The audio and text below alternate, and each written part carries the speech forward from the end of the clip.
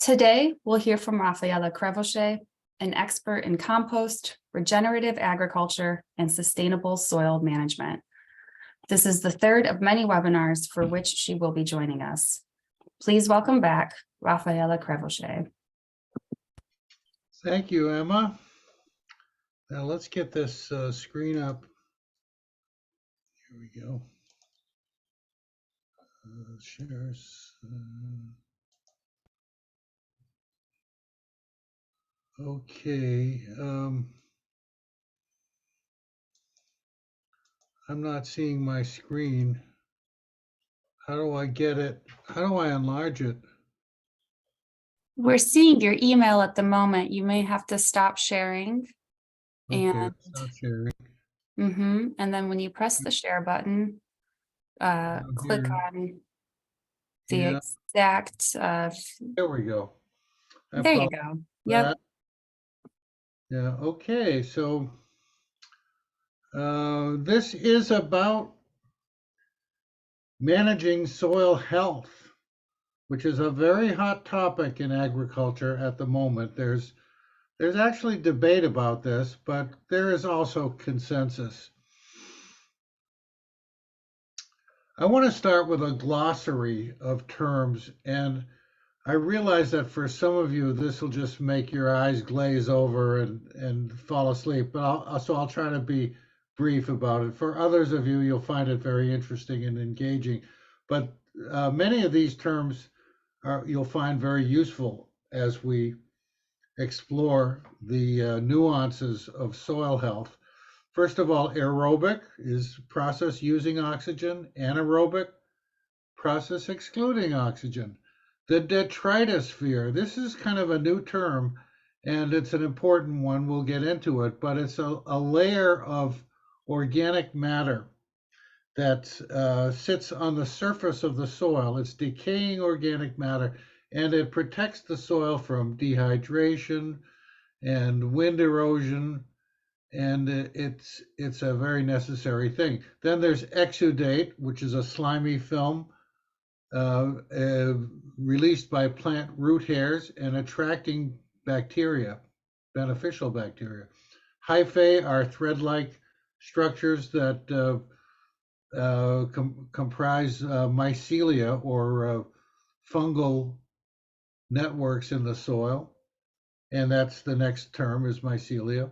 Then there's mycorrhizae, which is a very common term that many of you are probably familiar with, and that's all about a symbiotic relationship between fungi and plant roots. The rhizosphere, you'll hear that repeatedly. The rhizo means roots. It's the root zone of plants in the ground. There's a lot of spheres on this planet, and that's one that is worth noting. The soil microbiome.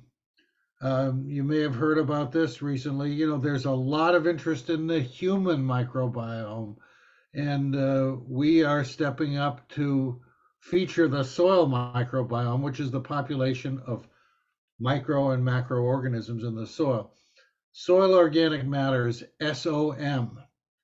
We'll refer to that again and again, and that is plant and animal residue that's decomposing at various stages.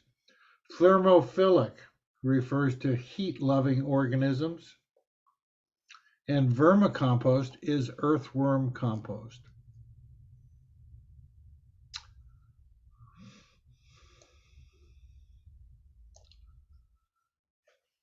Soil is no longer a mystery to us. Though it's mostly hidden from sight, it doesn't really register for many of us as though there's anything happening in there, but there is a vast array of intensive and complex interactions within the soil. So what's in the soil? It looks like there's nothing going on, but when we take a closer look, we see a range of life. a broad range of life and diversity. There's fungi, there's bacteria, something called archaea. Archaea used to be considered bacteria, but 15 or 20 years ago, the taxonomists uh, divided it into its own category because it has unique properties. Protozoa, many of you will remember in elementary school biology looking at protozoa under the microscope. Nematodes, which are tiny worms, worm-like things, they're not really worms.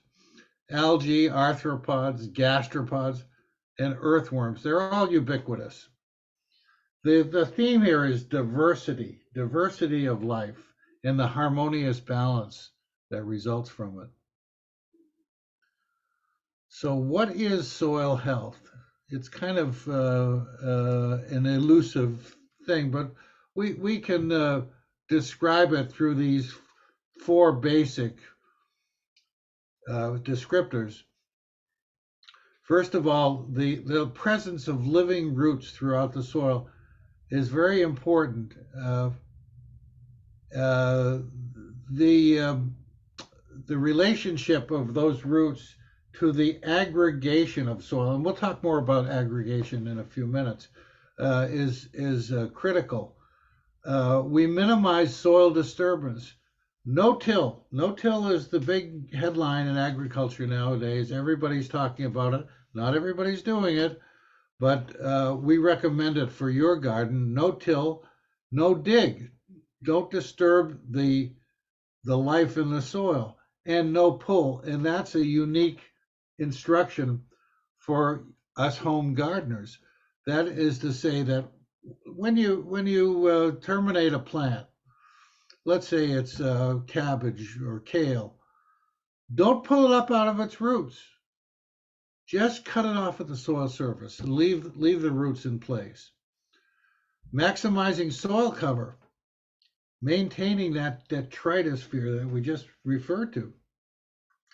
And then optimizing biodiversity, planting multiple cultivars. Cultivars are cultivated varieties in your bed. So you can mix up as many things as you like. We recommend that you release the dependence on the old paradigm of planting row crops of a single monoculture in your beds. The biodiversity goes a long way to result in soil health. No dig, no till, no dig, no pull. It's the first commandment of soil regeneration. This is something that's very unique for our times. It's the first time in about 10,000 years that we're looking at what our practices are, and we're saying, it's time to stop tilling. We've done nothing but damage. Civilizations have come and gone by tilling their soil, losing it to erosion, and being unable to sustain themselves. So park that hoe, leave that shovel in the tool shed. When your crop is done, don't pull up the plant by its roots, cut it at the soil surface, leave those roots in the ground. Of course, there's an exception. If you're growing root crops, if you're growing potatoes or carrots or onions, you have to pull them up. Just be very gentle about it and try to disturb the soil as little as possible.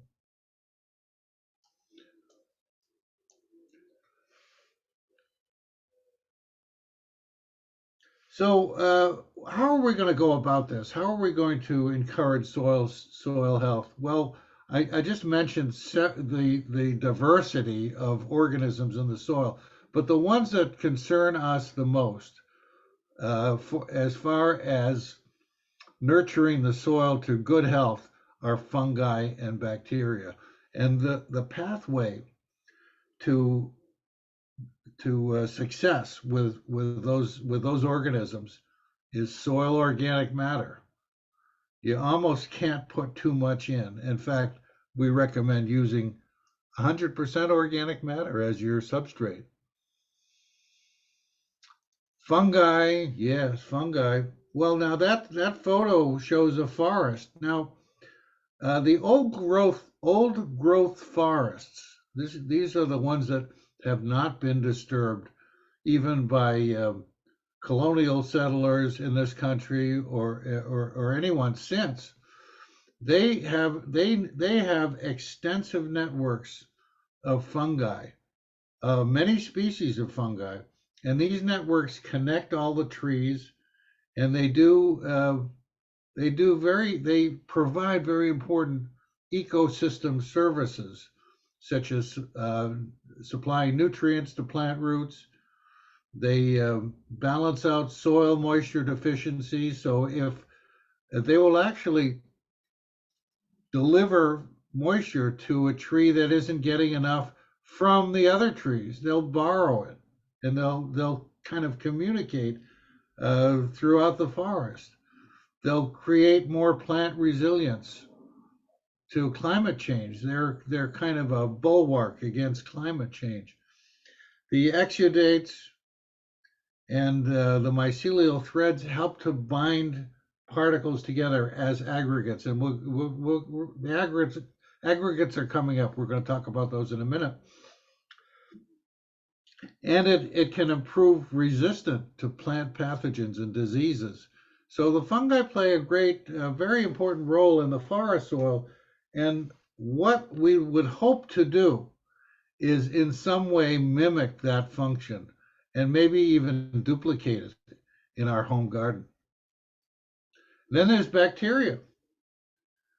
They do a number of amazing and very important ecosystem services.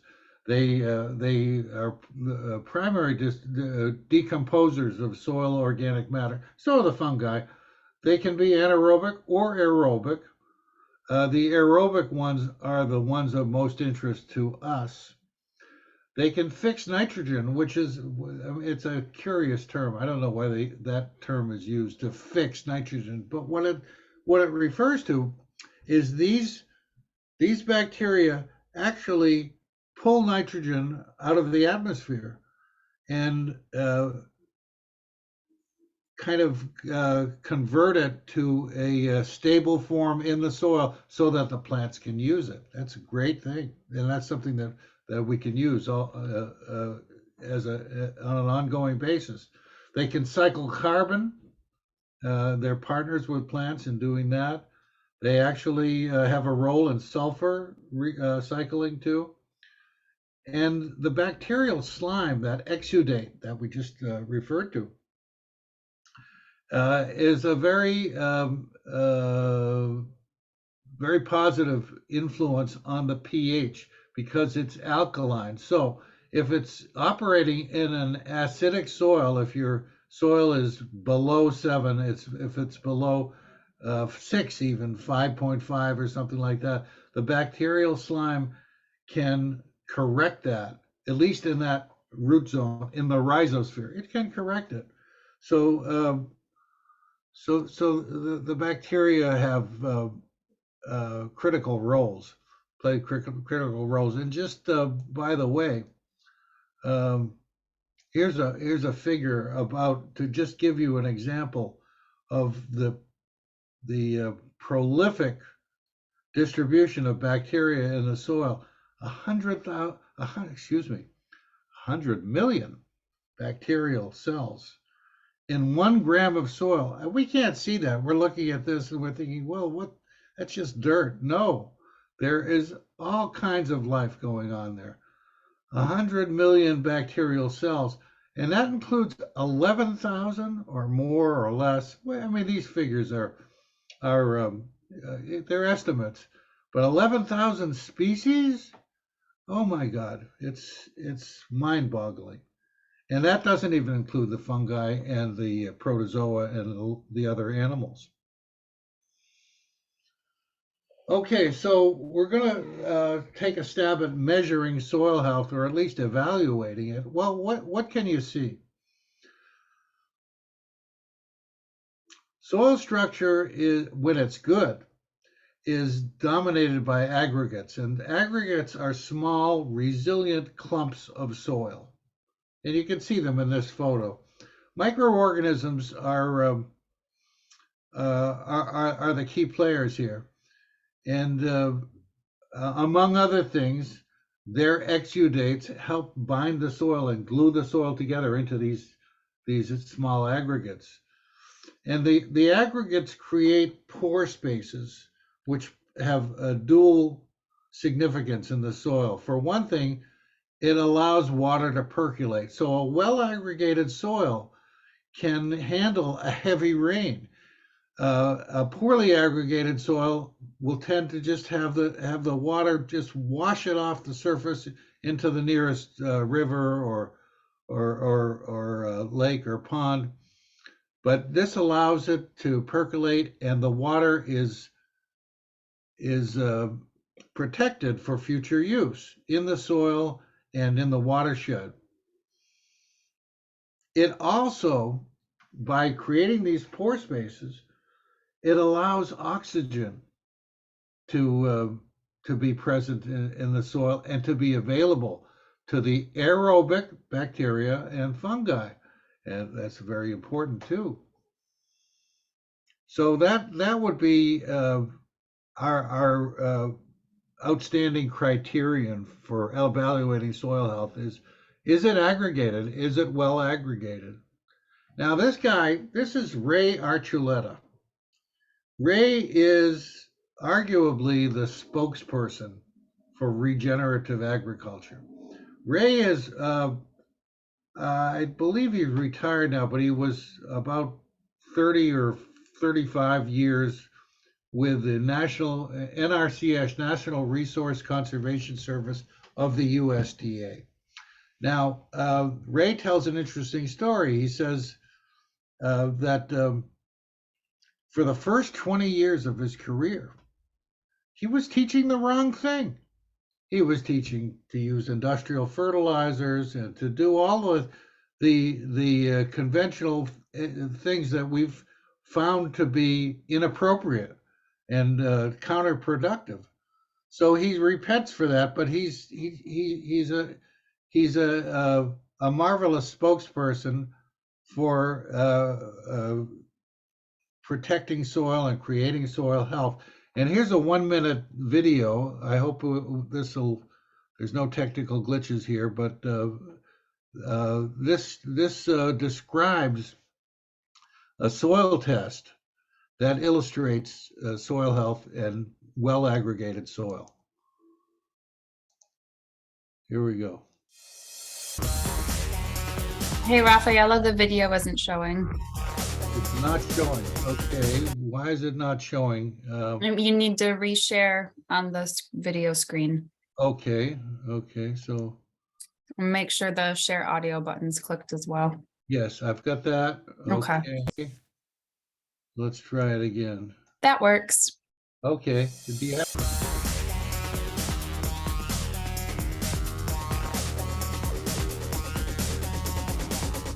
I have a question to ask you. Is your soil healthy, functioning, and stable? One of the best visual diagnostic tools that I know of is the soil stability test. Here are two soils, exactly the same soil type.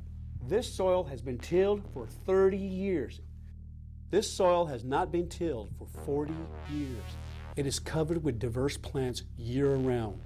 Watch what happens when we drop the soil in the water. Notice how the conventional till soil is falling apart. The biotic glues in the organic matter are burned up by tillage. The soil pores have collapsed. Notice the no-till soil. The pore spaces are still intact. Do this test for yourself. I guarantee if you dig a little, you'll learn a lot. Okay, so let's try to get back to where we were. Okay. There we go. All right. So that was Ray's explanation of that soil test. It's something you could do at home if you're curious, but the proof is there. So how do we feed our microbes? One very important source of nutrition for microbes is high quality compost. Now we did a webinar a few months ago on composting, and in that session we talked about all compost is not created equal. You've got to use good quality compost, and that typically means manure-based compost that is prepared thermophilically, and that's with heat. We went through that in the glossary. That's a compost that is put into these piles that you see below in the lower right-hand corner, and within about 36 hours, 48 hours, they generate heat and they keep cooking themselves naturally. And the thermophilic, the heat-loving microbes take over, and they convert this compost mix into a very highly nutritious soil. Now you can fill your beds if you have raised beds. You can fill them with 100% of this compost. Now some people bristle at that. I have a friend who's a horticulturist, and I told her about this, and she said, "You can't do that." Well, I invited her over to look at it. She said, "Well, I guess you can do that." Yes, you can do that. There's no risk to it. And the availability of it may be an issue for some locations, but in general, we have a national surplus of cow manure. It's piling up in some places into mountains and just rotting away. It's not being used. But fortunately, there are some enterprising dairy farmers and probably beef farmers as well who are making use of the material, making high quality compost. That's the above photo is shows a yard where they make it and they sell it, and that was from a facility near San Diego, and it was about $20 for a yard of compost. That's a lot of compost. So check out where you can find this kind of compost, and it's available in most metro areas. And don't hesitate to get in touch with me if you have any trouble finding it.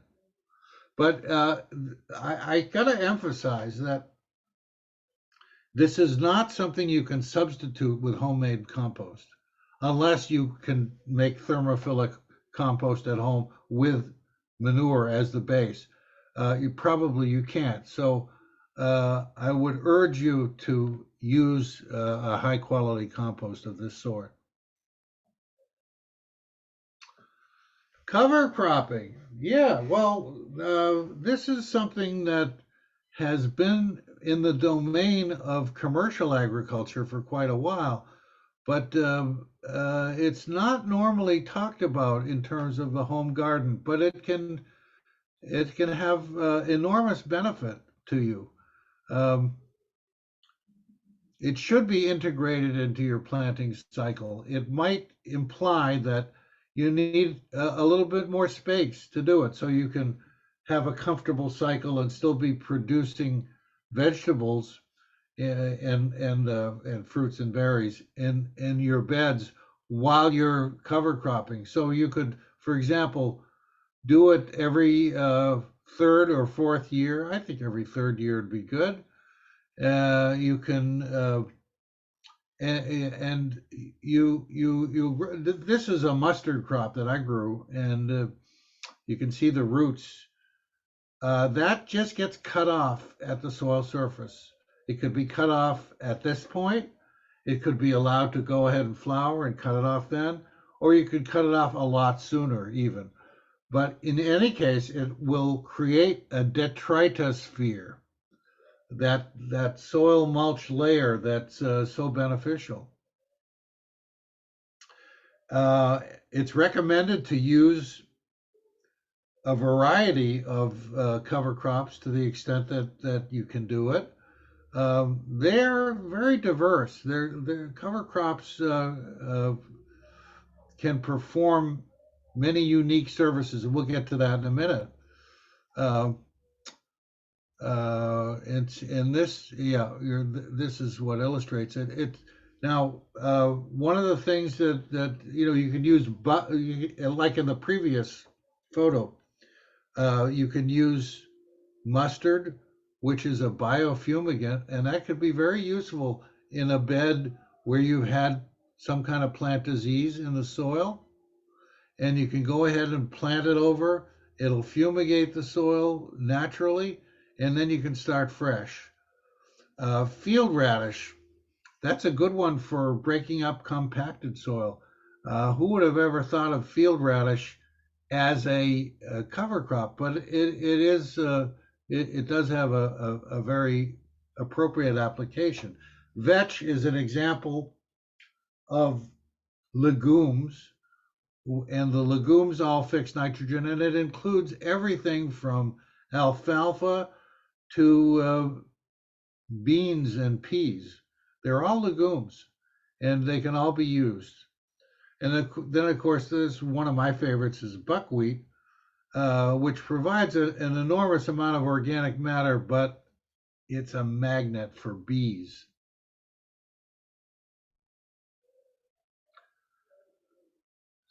So let's talk about the detritosphere, and again, we have Ray Archuleta. We're going to try to look at another very brief YouTube presentation by him and by one of his colleagues, and I didn't get his name, but here let's have a look at it.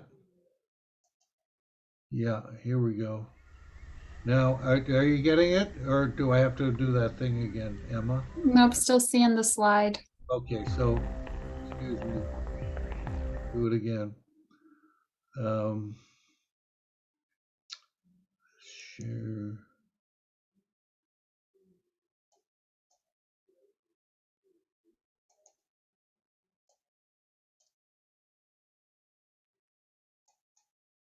I'm not getting the slide, the screen for sharing.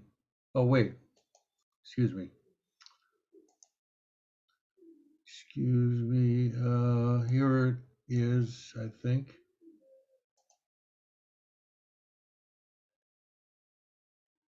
Yeah. You see that? Yes. Okay, good.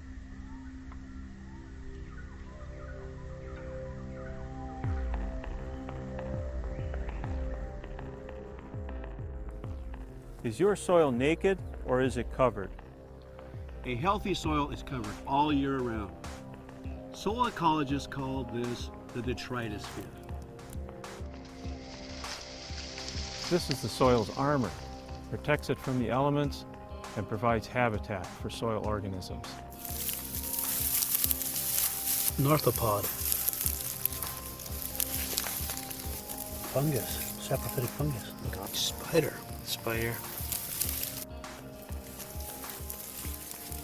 These organisms are a great indicator of a healthy, functioning soil. If you want to keep your soil healthy, discover the cover. Okay, great. All right. Okay, we're back. I think we're back. So that's Ray has got an abundance of these instructional videos, and his guidance is invaluable. Now, we also recommend that you use some kind of compost tea with or without fish emulsion. Fish emulsion alone, you can use any combination.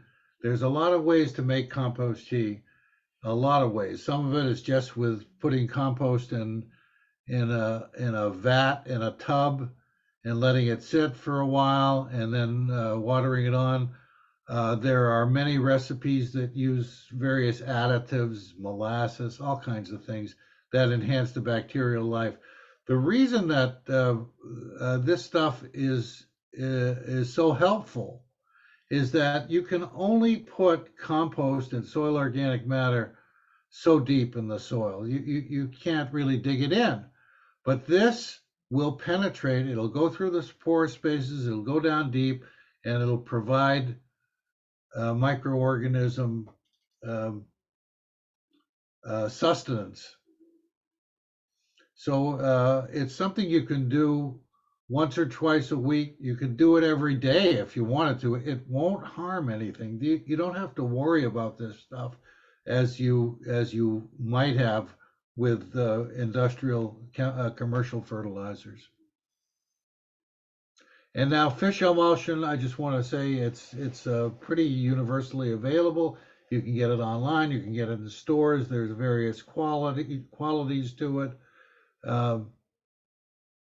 Just go ahead and shop it and make your own determination what to use. It's all going to help. It's all going to be positive. Then there is vermicompost, which is without which there is no competition. That is the most vigorously invested soil you can use in terms of microbiology. There is a huge amount of fungi and bacteria in there compared to the standard compost that we already talked about. This stuff is amazing.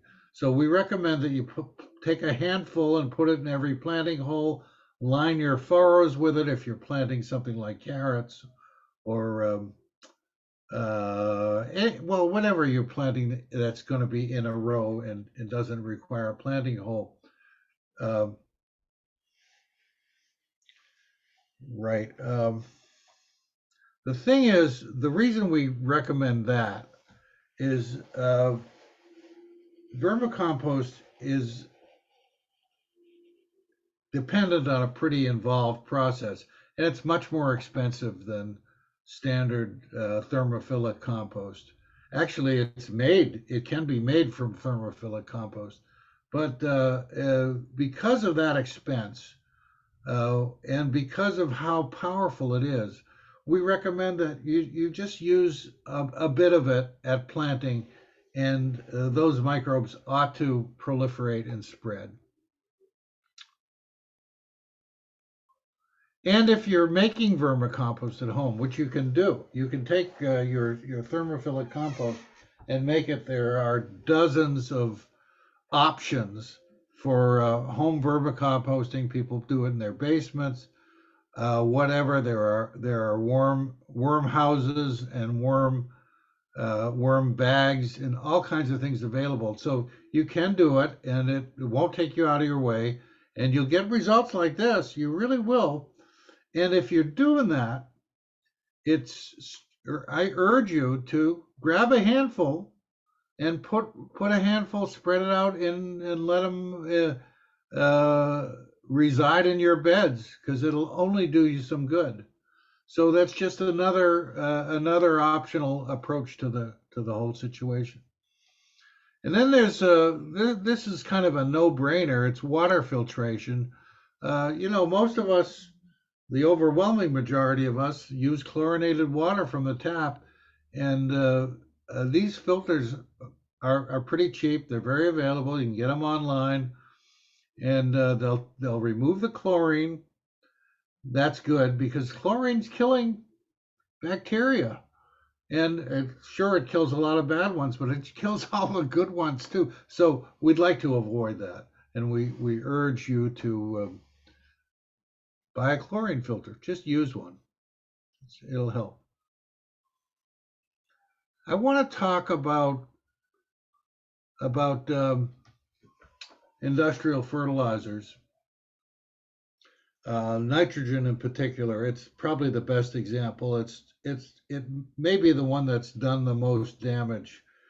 Look, the soil itself has a complex, diverse, and huge population of bacterial organisms. We've talked about that already.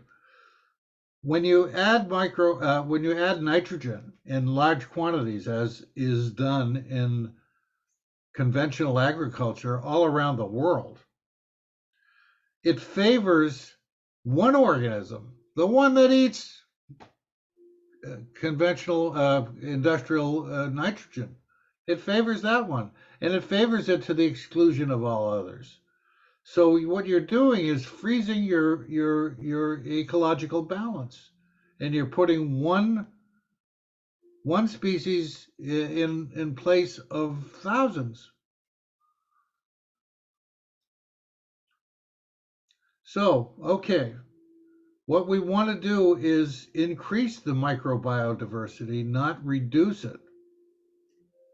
And that is the basic the case against nitrogen fertilizers and others too, phosphorus too, because these though it's true that that bacterium that's feasting on all this nitrogen is consuming a lot of it and delivering it to the plants. Much of that nitrogen fertilizer goes right out into the aquifer. The Gulf of Mexico has suffered from a huge dump of nitrogen fertilizer, and it has great dead zones in it. And this has been going on for decades. We need to stop it.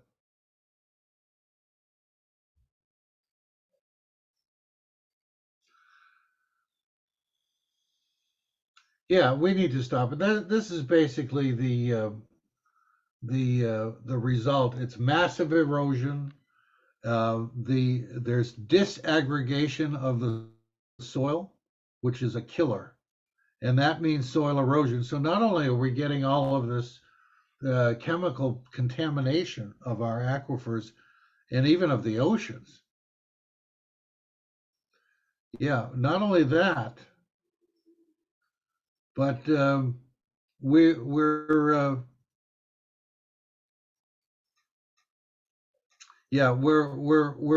creating massive erosion as well. So the soil is being lost. Now, the Food and Agriculture Organization of the United Nations recently said, they declared, I think last year, that our soils are in danger. And by our, I mean the global soils. And they're saying that we have maybe 40 years left if we keep going like this. We got to stop it. And of course, you're not a major contributor in your backyard, but you're citizens, and you have a say in what goes on in the body politic, and it's important that you're aware of this threat and how we can correct it. Now let's talk about organic fertilizers for a second. When organics became a big factor in the market, when it was approved by the USDA as an official certifiable procedure, the commercial interest jumped on it, and basically what they did was create organic fertilizers that mimicked the paradigm of the chemical fertilizers, and they would market them for their nitrogen, phosphorus, and potassium value, just as the chemical fertilizers did, and offer them as direct nutrients for plants. But I just want to offer a caveat about this, because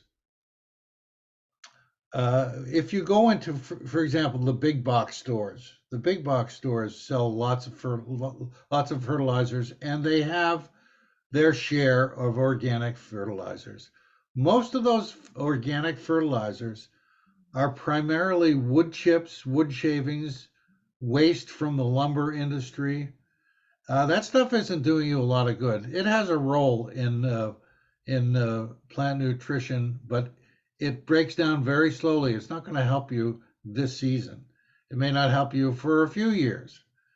So look as if you are in the market for this stuff, look for product that has been made. Look for the ingredients and look for the product that has a minimal amount or no and wood waste, lumber waste, and that sort of thing. There are some good ones out there on the market. They're more expensive than the wood-based fertilizers, but they're this is consistent with what we're doing overall in terms of soil health, and the other things really won't contribute much. So I just want to finish with a word about regenerative versus organic agriculture. There is a lot of controversy here. Regenerative versus organic. There really is no conflict between the two, but the regenerative people generally have an attitude that we don't need organic. We don't need it. We'll just do this, and we'll keep on using less amounts, but the same industrial products that we've always been using. And the organic people are saying you don't need regenerative. I was just at a conference on Monday on the weekend of organic farmers, and they were discussing exactly this topic, and many of them were saying, oh, it's all about organic matter, and we maximize organic matter. We don't need regenerative. Well, I think we need both. And the result will be, we'll get a transformation of the soil and the circumstances. And what does both mean? Well, organic assures that there won't be any toxic industrial chemicals used.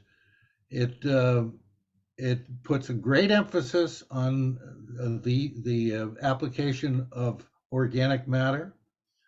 It mandates safe organic pesticides, and they are very safe.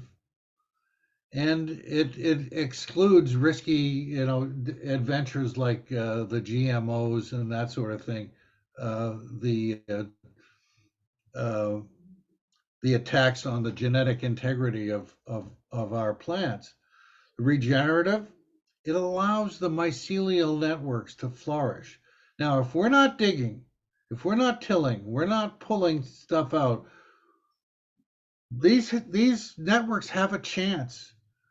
I don't think we can realistically expect to duplicate what happens in the old growth forest, but we can make a difference by allowing them to develop and live their life. We're not just growing plants, we're also growing microorganisms in the soil. Regenerative also requires the application of a detritus sphere. This is not something that we find in organic, but it adds so much to the organic exercise. And then it makes biodiversity a priority. Organic has a role with biodiversity too, but more so the priority belongs to the regenerative category. And it will inevitably, even though many regenerative growers are still married to the industrial chemical model, the regenerative practices allows them to reduce substantially their fertilizer and pesticide use. So it's a good thing. So therefore, we recommend that both practices be followed and adhered to. And that brings us to the end. I think we're done. And Emma, take it away. Let's entertain some questions. And we do have many questions. Oh, great. That's good. Well, I've got as much time as anybody here has, so please fire away. All right. Well, to start us off, Chris M asks whether they can add worms to their beds to help the soil. Sure can, sure can, and there are some innovative ways of doing it. Some people are using kind of a pipe method. They're taking a big plastic. It's like a 4-inch, 3 or 4 inch diameter plastic pipe, and they'll take about 3 feet in length. They'll put holes through it so it can aerate and allow access to the soil, and they'll put their worms into that. And I've seen examples of it, and it looks pretty good. It seems to give the worms some kind of security. I don't know whether that's really the best way to do it or not. What I've been doing is just putting the worms in the soil and letting them run, and they take off. But yes, you can certainly use worms. Absolutely. Wendy A was pondering no pull versus weeds. What do you do to manage weeds for soil health? If you plant, look at this photo, for example. If you plant with that kind of density or greater, it's not going to give weeds much of an opportunity to proliferate. You'll have some, but the weeds generally they could be treated the same way. Leave their roots in the ground. Don't pull them up. Leave their roots in the ground, and you apply a great deal of biodiversity and quite a bit of density, and you'll be well on your way to managing weeds. All right. Two-part question about worms. Kevin M started by asking whether jumping earthworms are harmful, and Julina C asks if some species of worms are better than others to add to a home garden. Yeah, as far as jumping worms are concerned, I'm not very familiar with that. I can't say whether they're harmful or not. But in terms of the preferred species, the best worm for making, or let's say the worm of choice, so to speak, in the vermicompost industry, is the red wiggler, Eisenia fetida, Eisenia fetida, Foetida. That's the best because it feeds from the bottom up, and then so you know what is ready to use as compost, and it's a good garden worm too. But there are a lot of other garden worms that work well, and there's no limits on that. Okay. Tracy C has heard it's good to leave weeds as cover. Their main garden weeds are chickweed. Is that okay? Is that a good weed to have? It's okay. You know, what is a weed anyway? Well, weed is just a plant that you don't want. And there are a lot of weeds that actually are used, some like dandelions. It could be a weed, but you can eat it. You can make tea out of it. You can do a lot of things. There are a number of those weeds. So what is a weed? It's just something that's not wanted. So yes, you can it's up to you to decide. It's your decision, your call. All right. Faye C explains that they have clay soil. Can one amend the soil without a bit of tilling before mixing the compost, or what's best to manage a clay soil there? Well, whether I don't know whether this has been cultivated or not prior to treating it and trying to get it loose, but One strategy is to use those radishes, those deep-rooted radishes, as a cover crop first, and that'll break up the soil. It really breaks up the soil, and then you just leave the radishes there. You don't pull them out, leave them, then they'll rot, and they'll become part of the soil scape. Okay. Holly C understands that they should cut tomato and basil plants at the end of the season, but asks if you could explain further about how to plant in the spring without tilling. Well, yeah, sure. It depends whether you're planting seeds. It's a little bit different for seeds or for plant sets. Either way, you do have to disturb the soil a little bit when you're planting. That it can't be avoided any more than you can avoid pulling up an onion or a potato. I mean, when they're ready. So just try to keep it minimized.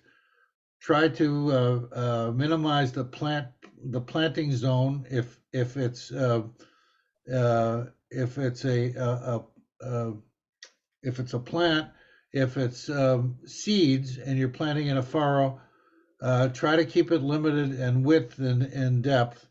And it's okay. We're not really interfering in the with the microbial life of the soil in the way that tillage or digging does. It's not even comparable. So you can rest assured about that. All right. Chris M asks if mushrooms should be left in your garden if they're growing there. Yeah, well, I would leave them there. You can actually grow some mushrooms in your garden. There are some available that can succeed under garden conditions. But if you're getting mushrooms, it's a good sign that you've got mycelial networks that are active and producing. Because the mushrooms are the fruiting bodies of mycelia. Mycelia are the vegetative bodies of the mushroom in the way that leaves are the vegetative, like in this photo here, the leaves are, they represent the vegetative bodies, but whereas the fruiting body is uniquely expressed as mushrooms. Sarah R wonders if using a stirrup hoe is still okay. A stirrup hose. Educate me. I'm not sure what that is. That's the one that it looks like a stirrup made out of metal that you can use to gently dig up roots in the ground. Well, if it's for digging up roots, it's not appropriate. Or the soil, but yeah. No, we don't want to dig up the soil. We don't want to do it. We want to avoid that, unless there's some unique circumstances that you could make us aware of. I don't see a justification for that. Rafaela, you opened up a can of worms when you were talking about manure. So I've collected a bunch of the questions. I'm going to spew them all at you. If you need me to repeat any of the parts, feel free to ask, but I want to give you a holistic picture of all of the questions that came in. Okay, good. Let's go. Let's do it. And just a comment to Sarah in the chat, that's how we use them at home. So it's a multi-use tool. Okay. Could you explain more about the safety issues of animal manure, especially if it's from CAFO animals, if hormones or antibiotics have been used? How long should animal manure compost be aged? Is one animal manure better over the others? And then some of our participants here today are plant-based, and they were wondering if there's an alternative to manure-based compost. And is it okay to mix your home compost with manure? Okay, safety of manure, right? Good question. If compost is made using manure in a thermophilic mode, it's going to be all right because it's going to be processed at such a high temperatures. This is above 140 degrees Fahrenheit, and it lasts about at least 3 weeks. So that manure is converted. I think where you get into a risky business is where you're using raw manure on your garden. I would not recommend it. And it's not only a safety issue, that manure is not ready to really help your garden. It has to be broken down and processed by microbes, by thermophilic microbes, that microbes that only live at that high temperature. So that's I think that's how I would address the first part of the question. The second part reminds me of a challenge that I had to deal with about, I don't know, a couple of years ago. I was asked if about vegan gardening. This is the technique of not using any animal products at all. Can we do that? Yeah, you can do it. You don't have to use manure. I look, the basic principles of organic farming require the participation of animals, and this is not something that I've made up. This comes from Sir Albert Howard when he created the protocols at his farm in India in the 1920s. You know, this is axiomatic organic gardening, but you don't have to use animals, but expect things to possibly go a little slower. Look, the old growth forests don't have much in the way of animal manure in them. I mean, they'll have some, but they don't have herds walking through them typically.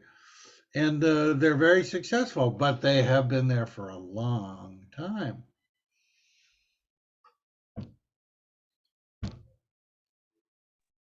All right. Is there a time of year that is best, or a particular time when one should plant cover crops? There seemed to be some concern about planting them at the same time you were planting your seeds to harvest. Yeah, well, it's challenging to be talking to the whole country because that's going to be governed by your seasons. You know, what goes on in Massachusetts is not equivalent to what goes on in Florida or Arizona. Um, so that has to be taken into account. But okay, so there are some cover crops that overwinter. Even in the worst, you can do it in Chicago and Minnesota, and you plant them in the fall and they'll come up in the spring. By the way, you know that includes spinach. You can plant it in November and it'll come up in April. It's great. But there are relatively few of those. So if you really want to get the benefit of the varieties of cover crops that are available, you'd like to plant them during the growing season, and that implies dedicating some space to them for at least half a season. You can grow a cover crop in half a season. So, for example, you can put in a spring cover crop, harvest, cut it down. You're not really harvesting; well, you're cutting it down by mid-June, and you can still plant vegetables for the rest of your season, or you could reverse that and plant them in midsummer and just allow them to die out in the fall. So there are various options, and I can't think of a region or an example where it's not practical to do that. Okay, just a few more left here. If compost isn't yet quite cooked, meaning there are bits of food that is still visible, can it still be used? And is dehydrated compost good to use? Well, I'm not sure what you mean by if you're talking about your own home compost, and it looks like it's not finished. I think you ought to consider giving it time to finish, if you're purchasing it from one of these innovative farmers, it's unlikely that they will sell you stuff that isn't finished. Though sometimes it's got some residual ammonia in it, and you got to give it a little time to air out before you want to put it on your garden. What was the second part of the question again? Is using dehydrated compost a good Dehydrated. option? I never heard of that. What's dehydrated? Well, okay, let's take some quality compost and let it dry out. That's okay, but you have to rehydrate it before Sure. it does you any good. It's not harmful. It's not going to interfere at all. There still seems to be some confusion about mixing in your compost without disturbing the soil. And Rafaela, I feel like I've heard you say just add it to the top. But could you answer those folks' concerns? Sure. Yeah, that's what you did hear me say. Yeah, okay. What I thought I recommend. heard you. And the thing is, when you put compost on the top of the soil, it's easy to just regard it as a mulch, but actually there should be a detritus sphere applied on top of that, because that compost needs to stay moist. It's active, but it will incorporate in the soil. It will give your soil what you need. There's if you want to look at some good YouTubes on this, there's a guy named Charles Dowding, Dowding. Charles is he's got a farm in England. He does wonderful presentations. There's dozens of his works on YouTube. And he's just adding layer upon layer of compost, and it all works itself in eventually. The worms and the microbes bring it into the soil, and his results are remarkable. All right. Valerie S asks whether using softened well water is okay, or would you recommend a filter for that as well? I would recommend a filter, because what I understand about this is that the softening agents may have some residual chemicals, and I don't really know what the consequences might be, if any, for plants. So why risk it? I mean, it's so cheap and easy to use filters. Yeah. Could you recommend a way to find safe compost or mulching straw that's free from herbicides and other harmful chemicals? Yeah, that's that's a question of our times.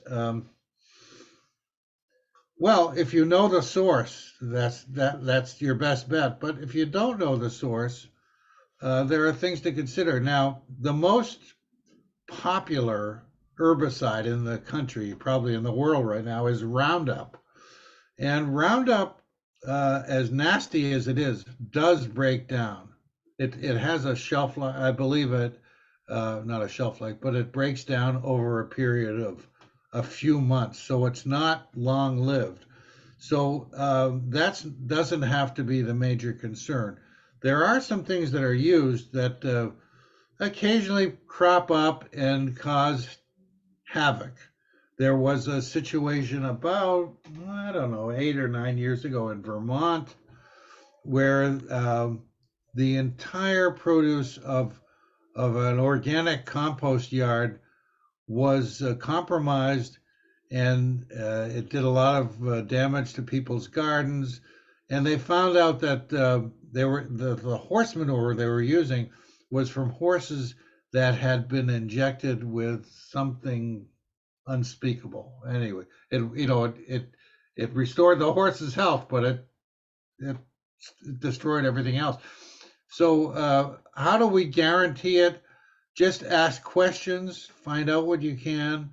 If you're getting your product from a compost yard, and many of those yards also sell mulches and straw, ask about it.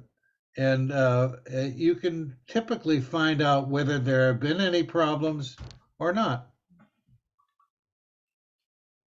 Okay. William G asks, what would you apply, if anything, to normal yard lawns? And he asks us specifically about fescue and ryegrass. What would I apply as fertilizer? Doesn't say. William, if Yeah. you're still here, could you clarify in the chat? Yeah. In the meantime, I'll ask you the next Okay. question. Yeah. Guy J asks, is it okay to sift compost through a grid to get rid of debris when harvesting it? Yeah, it sure is. You can do that all day long if you like. There's no harm in leaving the bigger particles in. If you are sifting them out, you can put them back in the compost and break them. Eventually everything breaks down unless it's mineral or stone or something metallic, but everything else will break down. So sure, you can do that. Okay. Thanks, William.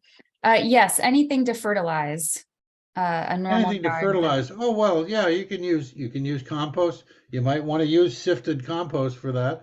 You can use and for the backyard for your lawns, whether they're back or front yard, it's appropriate to use your own compost. Now, having said what I said about which compost to use in the garden, it would be a shame for anybody to waste their kitchen garbage, and you should be keeping that and making your own piles out of it, and that can be spread on your landscape.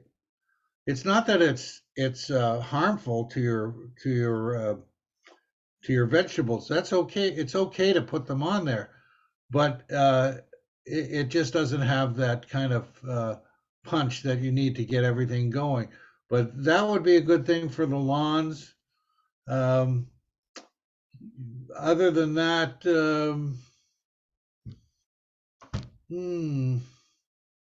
I think that's basically what you want to do for your lawns. You want to get some kind of organic replenishment into the lawns, that's for sure. So whatever you can find that's going to work, for example, you could use leaf mulch, but as long as you've allowed that stuff to decay enough so that it's no longer leaves, it's soil that you could spread, you could use that. Wonderful. Well, my chat moved. Carmen D has a school garden and wonders, when is it a good time to put red wiggled worms, I would assume, into the garden beds? When would be a good time? When you have them. Anytime. Whenever you have worms, there's no formula for that. It's just important to get them in there, let them start building their own colony in the soil and doing their job. All right. William G asks if you have any thoughts on using Milorganite. Wow, this is a new word. Milorganite. Yeah, there you go. Milorganite is, don't use it. Okay. This is a simple thing. Milorganite, it looks pretty good, and they do a great job of marketing, but it has heavy metals in it. It has a lot of stuff in there that has made it uncertifiable by OMRI. OMRI is the Organic Materials Review Institute that certifies all organic inputs. It's not on the list. Don't use it. It's a good idea, but they can't do it in a way that's sufficiently safe for us. Now, that's something you could use on your lawns. You could use it on your landscape. Don't put it on your food. Okay. All right, let's make this the last question. What are your thoughts on using corn gluton for lawns? Corn. Gluton.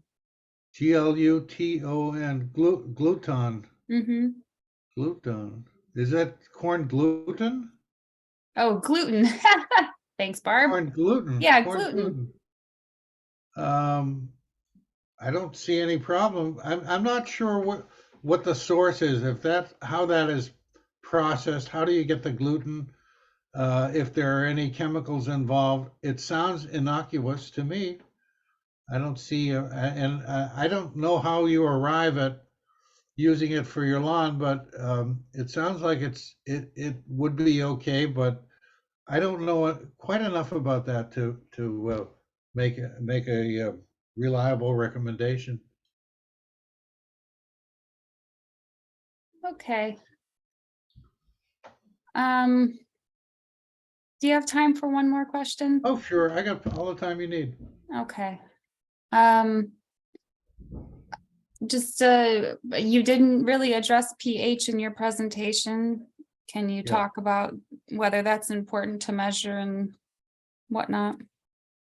Yeah, well, it depends what kind of gardening you're doing. If you're gardening in your own soil, it's important to have an awareness of pH. If basically, as a rule of thumb, if you're living in the Northeast or the eastern part of the country where you have more rainfall, your soil is on the acid side. In the West, it's more alkaline. If you're using compost as your principal substrate, it's not an issue because the compost comes out a little bit high pH, about 7.5, maybe even closer to 8, which is almost too high, but it's okay. So that's not an issue. But pH needs to be in the 6.5 range, 7.0 range in general. And you should do whatever you need to do to adjust it. If it's too acidic, you can use you can use ground limestone. That's fine. And that'll help you with your pH. I haven't seen many situations in the home garden where it's too high and you have to adjust it. So beyond that, it's not really an issue. All right. Well, Rafaela, we thank you for your time today. Reminder, everyone will receive a link to the recording. And again, please be on the lookout for our Transforming Lawn series coming to you soon. Thank you, Emma.